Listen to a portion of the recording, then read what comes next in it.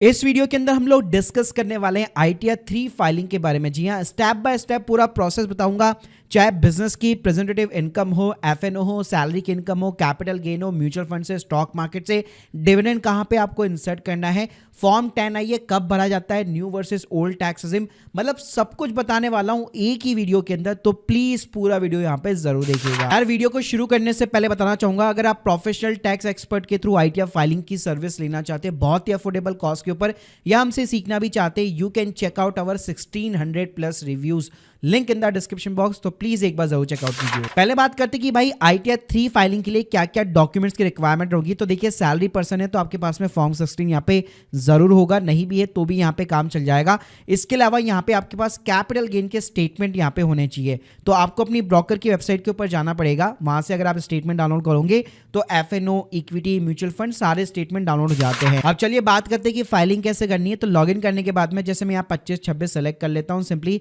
Start new filing button पे click करूंगा। Status आपका जो है इंडिविजुअल रहेगा। उसके बाद में सिंपली यहाँ पे आपको ITR 3 फॉर्म देखने को मिल जाता है, प्रोसीड करना है, ओके बटन पे क्लिक करना है। ये रीजन पूछेगा, सिंपली अदर रीजन को सेलेक्ट कर लीजिएगा, कंटिन्यू बटन पे क्लिक कीजिए। अब देखिए यहाँ पे ना आपको शेड्यूल सेलेक्ट करने हैं, तो आपको जाना है इनकम वाले कॉलम के अंदर। अगर आपकी सैलरी से इनकम है तो सैलरी वाले शेड्यूल को सेलेक्ट कर लीजिए, रेंटल इनकम है तो हाउस प्रॉपर्टी सेलेक्ट कर लेना है, कैपिटल गेन यहाँ पे दोनों शेड्यूल को सेलेक्ट कर लीजिए, क्रिप्टो से इनकम है तो वीडियो को सेलेक्ट कर लीजिए, और उसके बाद में बिजनेस वाले कॉलम में जाना है। यहाँ पे कोई छेड़छाड़ आपको नहीं करनी है। फिर उसके बाद में डिडक्शंस वाले कॉलम के अंदर जाना है। अगर आप ओल्ड टैक्स रेजिम के अंदर ITR फाइल कर रहे हो, 80C हो गया, 80D हो गया, इनकी डिडक्शन लेना चाहते हो तो इन सब के ऊपर आप चेक बॉक्स कर सकते हो, वरना जो जो डिडक्शन आपको चाहिए होती है उनके ऊपर आप सिंपली चेक बॉक्स कर सकते हो, जो मेजरली 80C हो गया, 80D हो गया। उसके बाद में सिंपली यहाँ पे कंटिन्यू बटन के ऊपर क्लिक करना है और कुछ क्वेश्चन पूछेगा, आप स्किप कर दीजिए। तो जो भी हम लोगों ने शेड्यूल सेलेक्ट किए हुए सारे ओपन हो जाते हैं और 1 बाय 1 करके हमें इसको कंफर्म कराना है। तो शुरुआत करते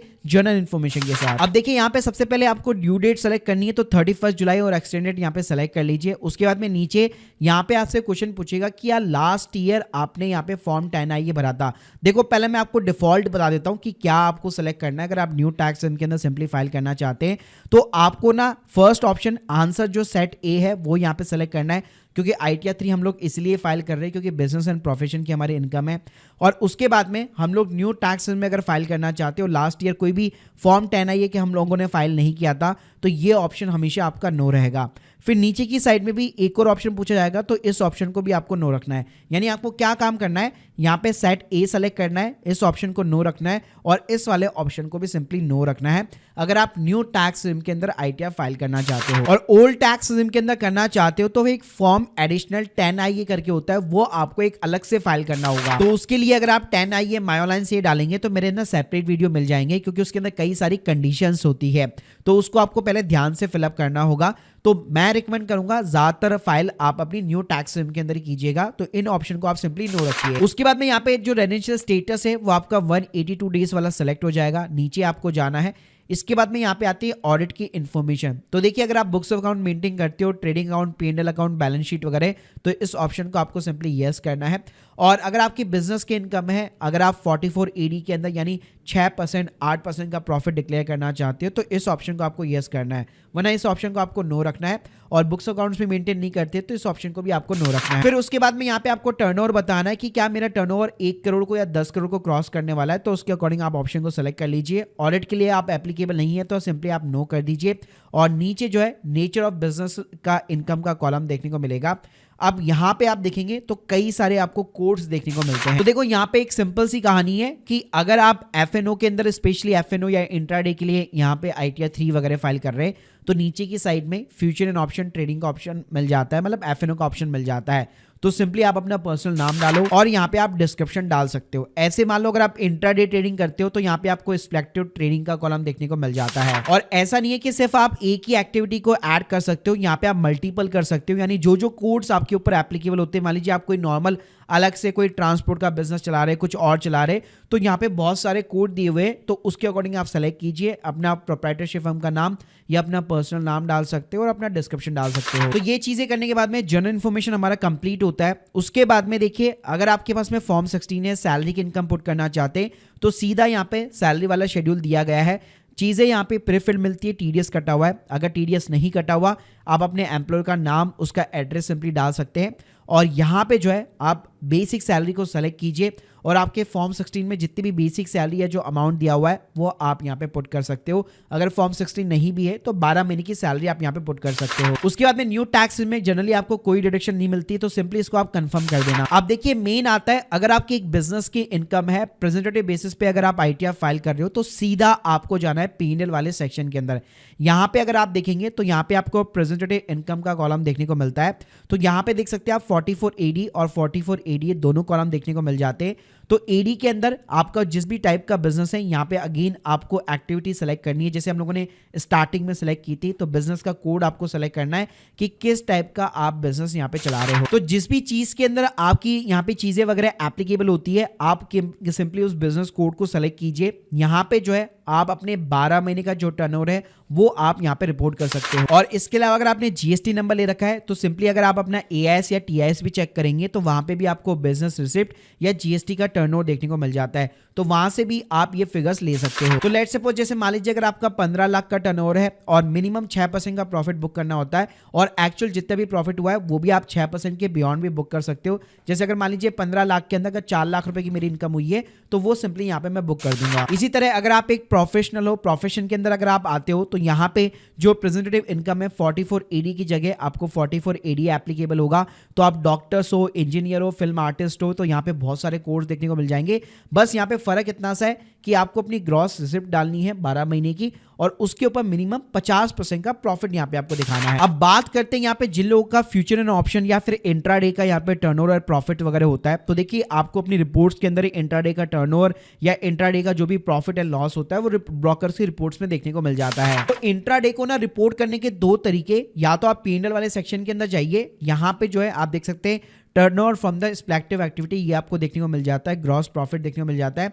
तो यहाँ पे आप अपने इंट्राडे का टर्नओवर डालिए और यहाँ पे आप अपना प्रॉफिट बुक कर सकते हो। और ये जो टर्नओवर है वो आपको अपनी ब्रोकर की रिपोर्ट में ही देखने को मिल जाता है।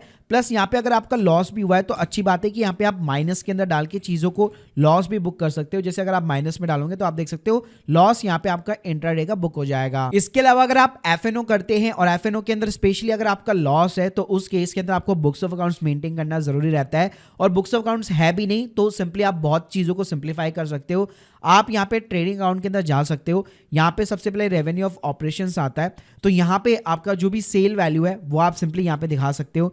और उसके बाद में नीचे की साइड में डायरेक्ट एक्सपेंस के अंदर आप अपनी बाय वैल्यू दिखा सकते हो। या फिर लेट्स सपोज ये चीजें अगर आप नहीं करना चाहते तो सीधा डायरेक्ट एक्सपेंसेस के अंदर आपका जो एफएनओ का नेट लॉस है वो भी आप यहाँ पे बुक कर सकते हो। तो जैसे लेट्स सपोज मेरा अगर 2 लाख रुपए का यहाँ पे लॉस है तो मैं जैसे यहाँ पे 2 लाख रुपीज पुट करूंगा, आप देख सकते हैं माइनस के अंदर चीजें आ चुकी है। तो इस तरह से आप अपने एफएनओ का लॉस वगैरह बुक कर सकते हो। और लेट्स सपोज अगर आपको साथ में एफएनओ के साथ में इंट्राडे भी यहाँ पे बुक करना है तो ट्रेडिंग अकाउंट के अंदर ही नीचे की साइड में आप देख सकते हो जहां पे अभी हम लोगों ने डाला था उसके अलावा एक और यहाँ पे आपको इंट्राडे का कॉलम देखने को मिलता है। तो यहाँ पे भी जो है आप अपना टर्नओवर बुक कर सकते हो और जो भी आपका प्रॉफिट एंड लॉस है वो आप यहाँ पे बुक कर सकते हो। और ये जो है माइनस के अंदर साइन एक्सेप्ट करता है तो लॉस की भी बुकिंग यहाँ पे हो सकती है। उसके बाद में शेड्यूल हाउस प्रॉपर्टी आता है। अगर आपकी रेंटल इनकम वगैरह है तो यहाँ पे आपको अपनी प्रॉपर्टी का एड्रेस डालना है, अपने 12 महीने का रेंट वगैरह आप यहाँ पे बुक कर सकते हो। और इसके अलावा अगर आपने होम लोन ले रखा है तो अलग से इंटरेस्ट ऑन बोरो कैपिटल का कॉलम मिल जाएगा, यहाँ पे आप इंटरेस्ट की डिडक्शन क्लेम कर सकते हो। इसके अलावा मेन आता है हमारा कैपिटल गेन का यहाँ पे शेड्यूल। तो यहाँ पे आपको लॉन्ग टर्म शॉर्ट टर्म दोनों देखने को मिल जाता है। और हमारी जो ब्रोकर्स की रिपोर्ट्स होती है वहां पे भी जो है आपको शॉर्ट टर्म लॉन्ग टर्म पहले से दिया हुआ होता है। अब यहाँ पे इस साल से चेंजेस क्या हुआ है कि अगर आप शॉर्ट टर्म यहाँ पे पुट करना चाहते हैं, जैसे शॉर्ट टर्म के अंदर आप जाना चाहते हैं तो इक्विटी के अंदर आपको थर्ड कॉलम यहाँ पे ये देखने को मिलता है। तो 111A के अंदर आपको बिफोर 23 जुलाई, आफ्टर 23 जुलाई ये ब्रेकअप वैल्यूज यहाँ पे डालनी पड़ती है। तो यार इसका सिंपल सा हम लोगों ने एक एआई टूल के थ्रू यहाँ पे सॉल्यूशन निकाला हुआ है। तो अगर आप 23 जुलाई माय ऑनलाइन से ये सर्च करेंगे यूट्यूब पे ऊपर आपको मेरा ये डेडिकेट वीडियो मिल जाएगा जिसपे आप चैट जीपीटी की हेल्प से क्या कर सकते हैं, अपने यहाँ पे ब्रोकर्स की जो रिपोर्ट्स होती है उसको आप डिवाइड कर सकते हो। तो अल्टीमेटली यहाँ पे आपको क्या करना होता है, आपको ना टोटल सेल वैल्यू डालनी पड़ती है, टोटल बाय वैल्यू डालनी पड़ती है। तो ना आप इस टाइप की एक टेबल यहाँ पे क्रिएट कर सकते हो कि जैसे शॉर्ट टर्म कैपिटल गेन के लिए मैंने सेल वैल्यू बाय वैल्यू का कॉलम बना लिया और कितना प्रॉफिट हुआ है कितना लॉस हुआ है वो बना लिया, प्लस स्टॉक से कितना है, म्यूचुअल फंड से कितना है, उसके अकॉर्डिंग मैंने यहाँ पे एक टेबल बना ली।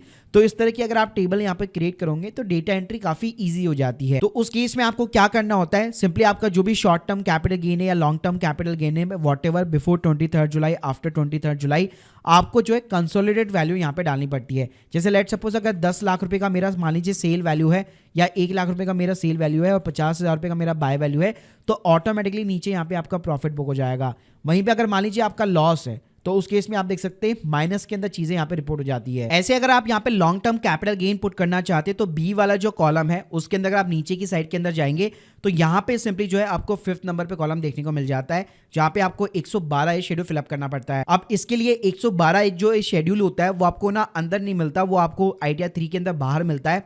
तो यहाँ पे आप देख सकते हैं ऐड डिटेल्स पे क्लिक करना है आपको, फिर यहाँ पे भी आपको बिफोर 23 जुलाई, आफ्टर 23 जुलाई 2 ब्रेकअप वैल्यूज यहाँ पे डालनी पड़ेगी। और उसका सॉल्यूशन मैंने बताया कि इस टाइप की अगर आप टेबल क्रिएट कर लेते हो कि यहाँ पे बिफोर 23 जुलाई मेरा कितना सेल वैल्यू है, कितना मेरा बाय वैल्यू है स्टॉक्स का, म्यूचुअल फंड का कितना है, ऐसे मेरा आफ्टर कितना है, तो इजीली जो है आप यहाँ पे डेटा पुट कर सकते हो। जैसे यहाँ पे आपको सिंपली सेल वैल्यू डालनी है और यहाँ पे कॉस्ट ऑफ एक्विजिशन के अंदर आपको सिंपली जो है बाय वैल्यू यहाँ पे पुट करनी है। तो जो भी आपका लॉन्ग टर्म कैपिटल गेन या प्रॉफिट्स होगा वो यहाँ पे आपको देखने को मिल जाता है। और उसके अलावा जो भी यहाँ पे आपने कैपिटल गेन यहाँ पे जो पुट किया है, आप यहाँ पे सीजी वाले कॉलम के अंदर ही आपको एफ शेड्यूल के अंदर यहाँ पे एफ टेबल के अंदर जाना है।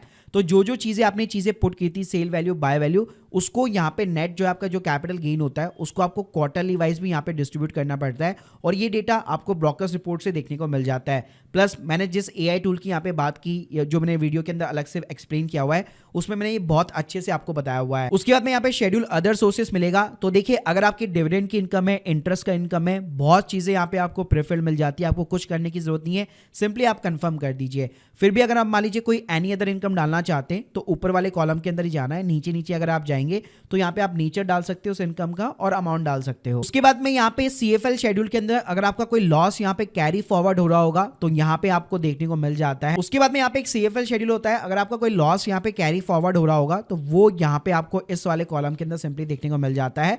और उसके अलावा फिर लास्ट में जो है यहाँ पे कंप्यूटेशन ऑफ टोटल इनकम में जाना है, जो आपने इनकम डाली होगी वो दिखा देगा। फिर टैक्स पेड के अंदर जो आपका टीडीएस कटा हुआ है वो आपको यहाँ पे देखने को मिल जाता है, आपको कुछ भी छेड़छाड़ करने की जरूरत नहीं है। और फिर लास्ट में यहाँ पे कंप्यूटेशन ऑफ टैक्स लायबिलिटी के अंदर अगर आपका टैक्स बन रहा होगा तो वो दिखा देगा, रिफंड बन रहा होगा तो वो दिखा देगा। बाकी गाइस न्यू टैक्स सिस्टम के अंदर आपको कोई भी यहाँ पे डिडक्शंस वगैरह देखने को नहीं मिलती है, लेकिन अगर आप पहले फॉर्म 10I फाइल कर देते हो या ओल्ड टैक्स सिस्टम यहाँ पे सेलेक्ट करते हो, जैसे एग्जाम्पल के लिए इस जिस ऑप्शन को मैंने यहाँ पे नो कर रखा था उस ऑप्शन को अगर यहाँ पे मैं यस कर देता हूं तो यहाँ पे आप देख सकते हो एक्नॉलेजमेंट नंबर यहाँ पे मांगता है। तो अगर आपको चेक भी करना है एक बार के लिए कि भाई मेरा न्यू ओल्ड टैक्स के अंदर मेरा क्या टैक्स वगैरह सिंपली तरीके से बन रहा है, तो आप यहाँ पे जो है एक रैंडम नंबर सिंपली तरीके से डाल सकते हो और सिस्टम को एक बार जो है कैलकुलेशन करने दे सकते हो कि किस टाइप का आपका ओल्ड टैक्स के अंदर क्या क्या चीजें बन रही है। तो जैसे आप कंफर्म करोगे तो सारी कैलकुलेशन उठ करके आपकी ओल्ड टैक्स में आ जाती है। तो यहाँ पे अगर आप देखोगे जैसे सैलरी वाले अगर मैं शेड्यूल में जाता हूँ तो यहाँ पे जो है आपको HRA, इनके LTA, इनके सबके अलाउंसेस देखने को मिलेंगे। इसी तरह अगर आप ATC वगैरह डालना चाहते हो तो ATC का कॉलम मिल जाएगा आपको, यहाँ पे आप डाल सकते हो अपनी डिडक्शंस वगैरह। ATD हेल्थ इंश्योरेंस वगैरह देखने को मिल जाएगा, तो वो तभी मिलेगा जब आप ओल्ड टैक्स सिम को अनेबल करोगे। और लास्ट में फिर आप चेक कर सकते हो कि भाई कितना टैक्स बन रहा है, कितना रिफंड बन रहा है। सिंपली अपना प्लेस डालो और वैलिडेशन करवा लो। अगर सब कुछ यहाँ पे करेक्ट है तो एक लास्ट में आधार OTP डाल के आप ITR को सबमिट कर सकते हो। बाकी गाइस ITR 3 जो है बिल्कुल हलवा नहीं है, काफी ज्यादा कॉम्प्लिकेटेड होती है। तो अगर आप एक बिगनर हो और बिल्कुल भी आपको नॉलेज नहीं है इनकम टैक्स रूल्स वगैरह की, तो मैं रिकमेंड करूंगा आपको डेफिनेटली एक प्रोफेशनल टैक्स एक्सपर्ट की यहाँ पे हेल्प लेनी चाहिए। प्लस अगर आप सर्विसेज वगैरह लेना चाहते हो, link in the description box. और बाकी अगर आप लोग की कोई भी डाउट्स है कमेंट बॉक्स में जरूर बताइए। Thank you guys, thank you very much.